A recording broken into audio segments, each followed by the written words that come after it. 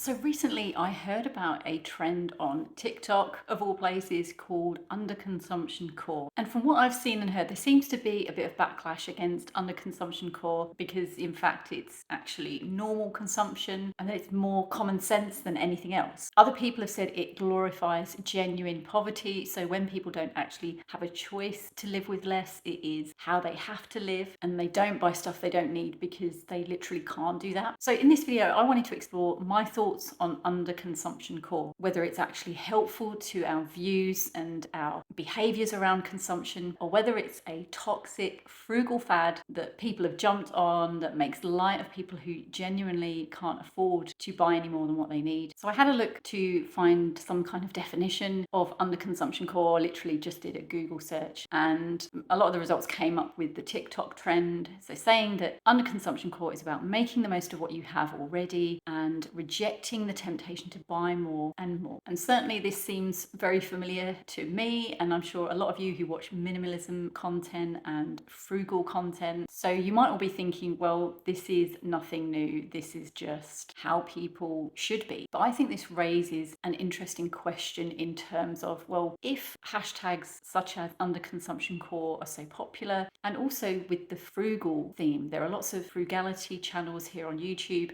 My most popular video was on being frugal and how I'm frugal. And indeed, I had a lot of comments on that video from people saying, well, what you're talking about is actually normal consumption. There's nothing necessarily special about it. And whilst I agree with that, what is more interesting to me is, why are these things so popular? Why is frugality so popular? Why is the underconsumption core hashtag so popular on TikTok? Is it because people are just jumping on trends of frugality, or is there something else going on that we need to be taking notice of? So let's address one of the complaints or objections to underconsumption core, and also I think I've seen it with frugality, in terms of there are some people who are frugal, or they don't consume more than they need because literally they can't. They don't have the resources to be able to make that choice over not buying things they don't need. For me, this is a very valid point to make. There are certainly people out there who don't have the choice in terms of what they have or don't have. They only have one option available. I don't necessarily see frugality content or underconsumption content as being a way to make light of that. Maybe it needs to acknowledge that side of things a bit more. But what I do think is that actually, because there are people that can't afford to make those choices, they don't have a choice, they have to go with whatever they have. I feel that that kind of boosts or bolsters the case for frugality and underconsumption core, in terms of helping to raise awareness in people that we generally don't need as much as we consume. Generally, we can be very wasteful in our purchases. Things tend to be quite throwaway. Whereas if we didn't have a choice, perhaps our purchases would be a lot wiser. We would make more with the resources we have. So I don't see it as belittling those, but I do think we need to be aware that we are lucky in that we have a choice as to whether we buy something or don't, because we have the resources to. We have the option of not consuming as much as we might want to, or,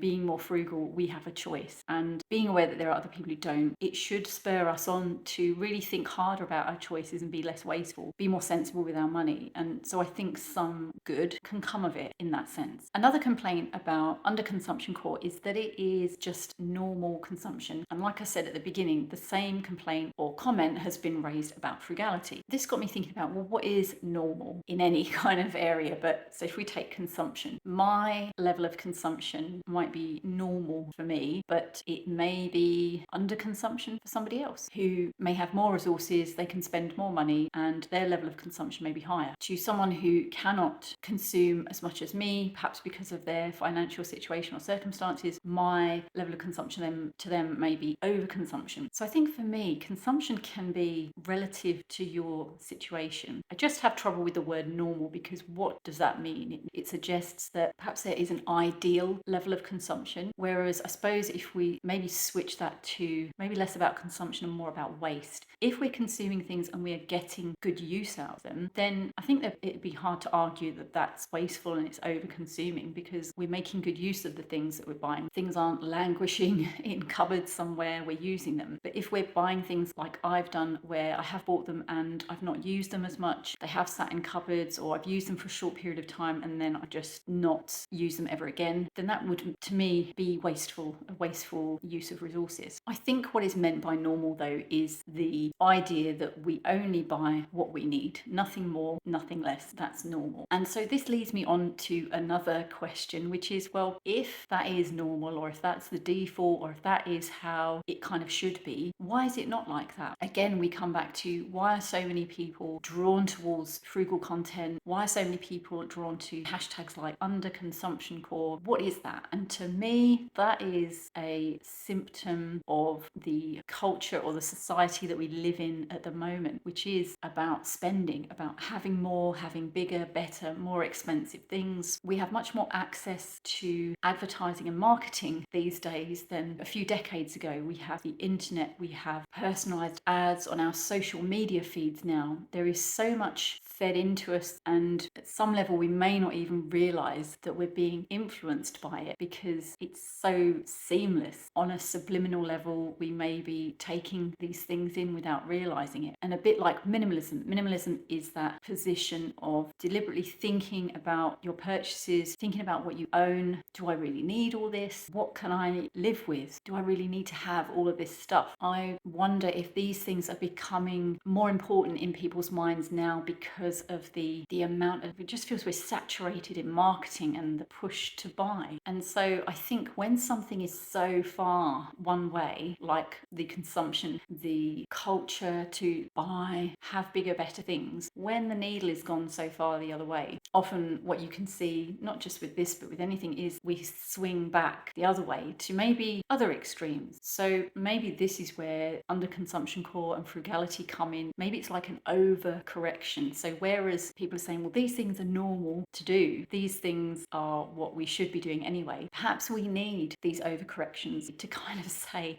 listen, this overconsumption stuff is not good for us. We really need to think about how much we're spending and being happy with what we have and being mindful that rarely do we need more than what we actually do. Whilst I think some of these things can be fads, and maybe some of the people promoting them are doing it because it's a fad and they can jump on that and get more views and likes, and it happens on YouTube. I've done videos because they seem to be popular, so I've made my own versions of those. But I suppose I will say, when I make a video, I do it on a topic that I believe in. I don't just do a topic even though I don't believe in it. I do it because it is something that I agree with and I find value in. So there may be some people that sort of gradually sort of move away from underconsumption because really it's not meaningful to them. It's not something that they want to engage in at all or long term. It may just have been for how it looks online. But there are people, as we see in the minimalist community, who are very much mindful about their spending and not spending above their means, being quite extreme in some cases over the things that they own. And I see that as perhaps some dissatisfaction with what's going on in the world, where it is very much about materialism and having more. And actually, if we can move away from that, if we can be happy and content with less, or maybe not with less, with having enough, then maybe that can help to balance out a lot of this overconsumption that we see in society. So whilst I think things like underconsumption core and frugality could be seen as trends or fads, there's a reason for them. There's a reason why they become popular. For a lot of people, owning just enough is common sense, and that's great. But I think these days it's not so common for a lot of people. And you know what? I grew up in a home where I was taught to value money. I didn't get given everything I wanted, but that didn't stop me getting into debt and spending well beyond my means in my early 20s. So I don't think it's necessarily as straightforward as you grow up in a house where you're taught the value of money and you will have that throughout your life. That's not my experience anyway. I think rather than getting mad at the underconsumption core hashtag or the frugality trend, let's think about why these things are so popular and what we can do about it. And if these trends help to educate people and help them see another side to this bombardment of advertisements and themes of you need all of this, if that helps to balance that out, then in my opinion, that's a good thing. But I'm interested to hear what you think as well about underconsumption core, frugality. Let me know what you think down in the comments. I think it's really good to have these conversations and get different opinions. And if you would like to hear any of my tips on being frugal to help you save money, then click on the video that's on the screen. Thank you so much for watching, and I'll see you again soon.